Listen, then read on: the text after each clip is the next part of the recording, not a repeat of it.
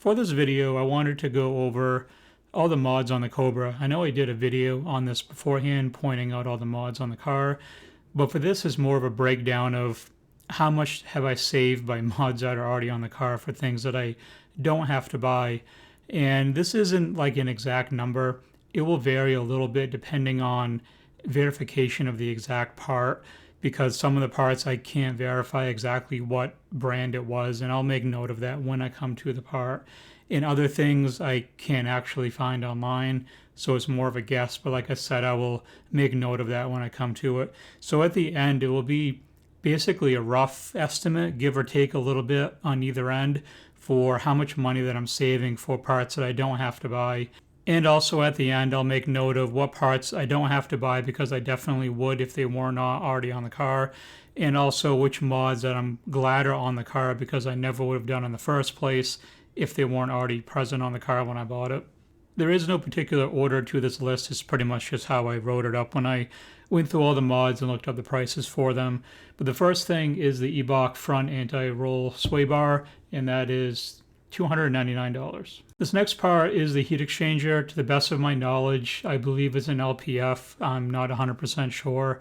I know it's not a Fluidyne. It doesn't have the stamp on the bottom, as one of my friends told me that it does on the Fluidynes, but mine doesn't have that. So I assume it's an LPF. I haven't verified it, but this is just the best guess. And the total for that is $373. It took me a while to match the pictures up with what I actually had on the car. So the best of my knowledge, this is a UPR double roller idler set that's on the car. I looked through a bunch of different pictures, and these are the ones that best match what's on the car. So I'm pretty sure these are the correct ones. Either way, they're all fairly close in price for the most part, but the total of this kit was $334. The JTL ram air intake for the 0304 Cobra is pretty easy to identify. It wasn't too hard to find this and verify what it costs. The only caveat to that is I'm not sure how much the painted ones cost versus just the black plastic ones. Mine is the painted version. It's painted Sonic Blue because, you know, the car is Sonic Blue. But I'm not sure what the price difference was. The painted intakes aren't for sale anymore, so I couldn't verify that. So I just went with what the regular JLT intakes cost. And if there's some discrepancies between the same part on different sites, for this video I've taken the lower price because I'm not trying to inflate how much I've saved on the car overall. So I take the lower price when I can, and the painted ones were probably more, but like I said, I took the non-painted version and just went with that. And the cost for this JLT intake is $269. This is another verified part on the car. It is the QA1 caster camber plates, and those are $202. Now there is an aftermarket lower crank pulley. I have yet to verify whether it's a 2-pound or a 4-pound, and you can't just throw the ring on, so I imagine it has to be the interchangeable crank pulley kit that's on there, and that's, you know, my best guess. I never messed with a lower crank pulley on my previous Terminator, so I'm, you know, basically going on what makes the most sense to me. And the cost of this kit is $289.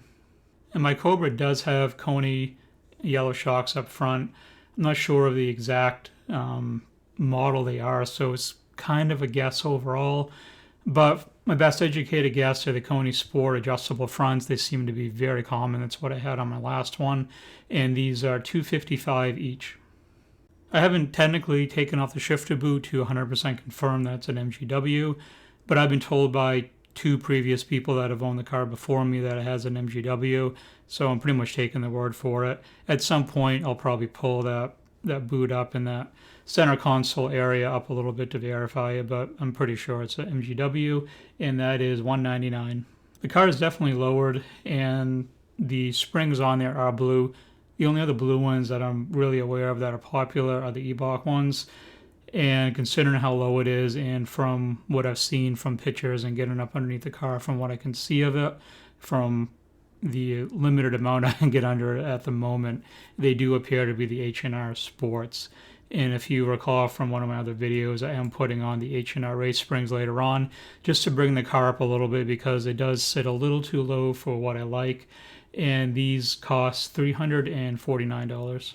Now this is something that's not easy to verify, but I've been told by a few previous owners of the car that it does have the RXT clutch in it.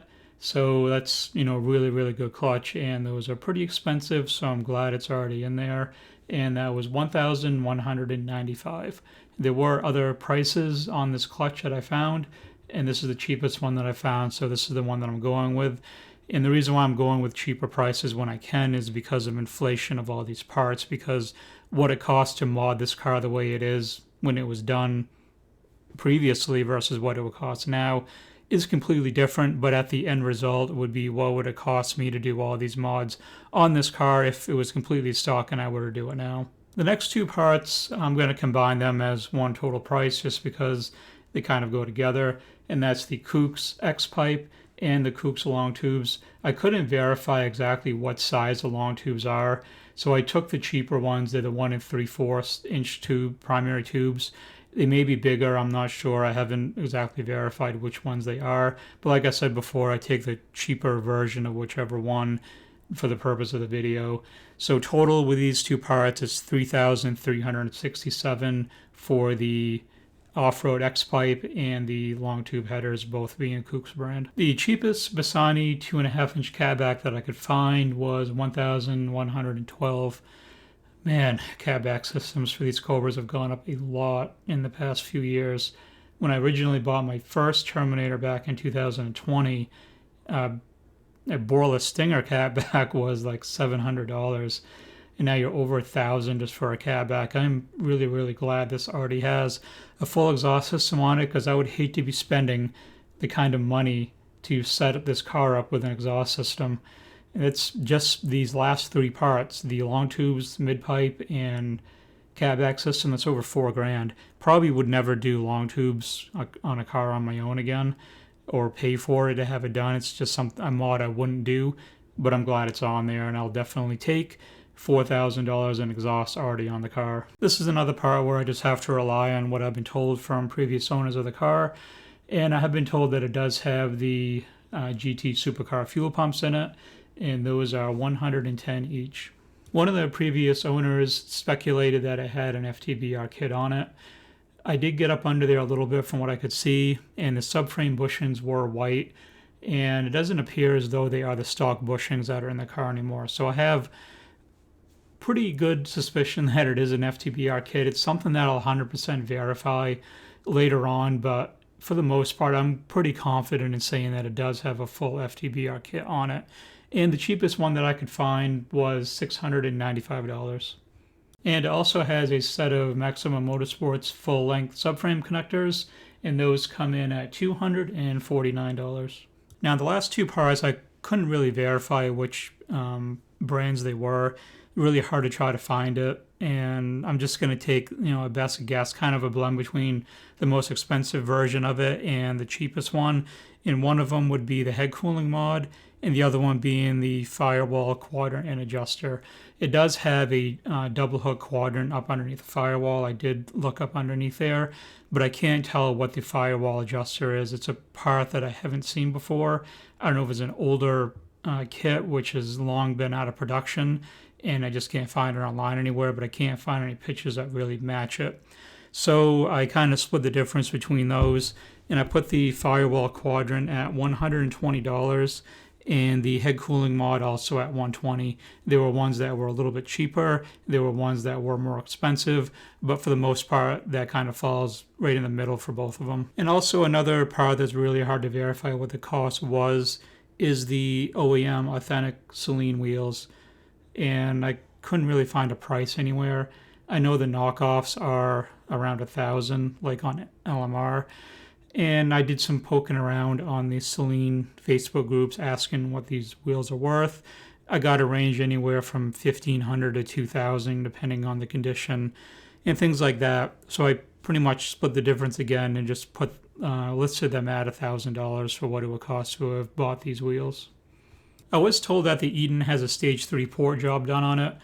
Of course, I haven't been able to verify that, and I'm not sure what exactly that costs, but from what I've looked up online through Stegmeyer and other places that port these, I pretty much just put it at $1,000. It may be a little bit more, maybe a little bit less, but I think it's a good in-between, so I pretty much left that at $1,000. The few things I left off the list are the Pioneer head unit and the speakers.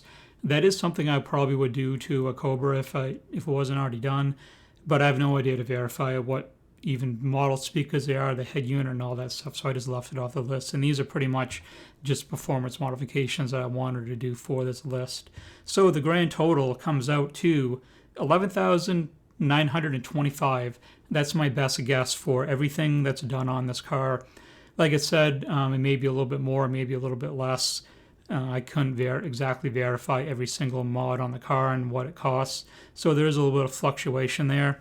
And as far as what I would actually do if this car was completely stock, probably the vast majority of all this stuff I would do. The things I wouldn't do is a lower crank pulley. I wouldn't do long tubes. But, basically everything else are things that I have already done on my last Cobra that I would do again on this one if it wasn't already done.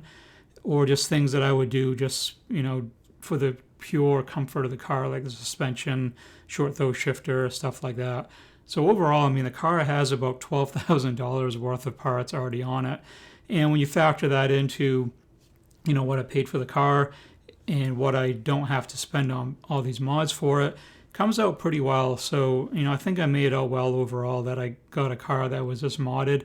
And anything that I do to the car in the future, that just lessens the amount that I've spent on mods because of all this stuff that's already done. So whether I decide to go with a bigger blower in the future, if I do decide to do a Whipple 2.3, or just keep the Eaton and port it more, that's something I'll decide a little bit later on. But for now, it's a really well-modded car, and it should be a very enjoyable car to drive.